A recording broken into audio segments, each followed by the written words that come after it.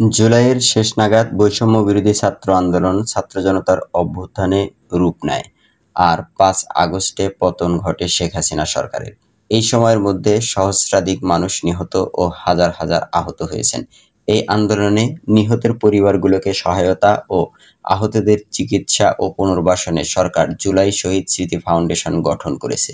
এই জুলাই স্মৃতি ফাউন্ডেশনে প্রধান উপদেষ্টার ত্রাণ তহবিল থেকে ১০০ কোটি টাকা অনুদান দেওয়া হয়েছে।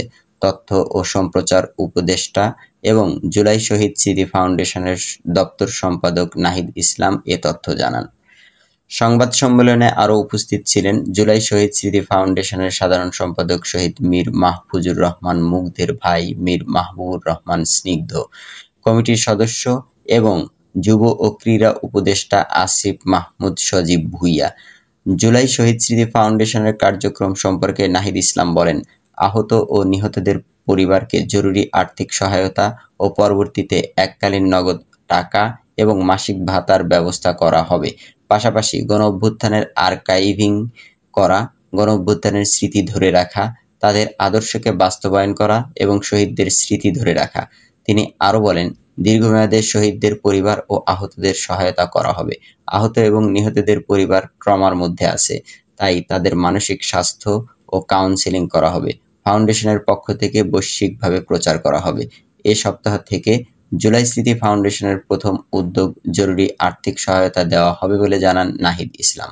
তিনি বলেন, অন্তর্বর্তীকালীন সরকারের পক্ষ থেকে প্রধান উপদেষ্টার ত্রাণ ও কল্যাণ তহবিল থেকে ১০০ কোটি টাকার ফান্ড জুলাই শহীদ স্মৃতি ফাউন্ডেশনের অনুদান হিসেবে দেওয়া হয়েছে। এটি স্বাধীন ফাউন্ডেশন, এখানে যে কেউ সহযোগিতা করতে পারবে।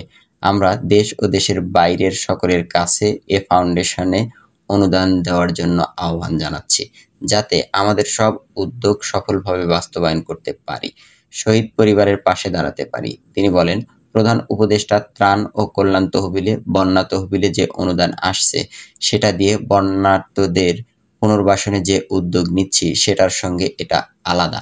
এর বাইরে প্রধান উপদেষ্টা চাইলে যে কোনো খাতে অনুদান দিতে পারেন।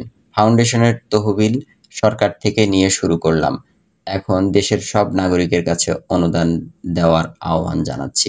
সরকারের পক্ষ থেকেও যেসব উদ্যোগ তা আলাদাভাবে চলতে থাকবে এবং ফাউন্ডেশনের কার্যক্রমও চলতে থাকবে।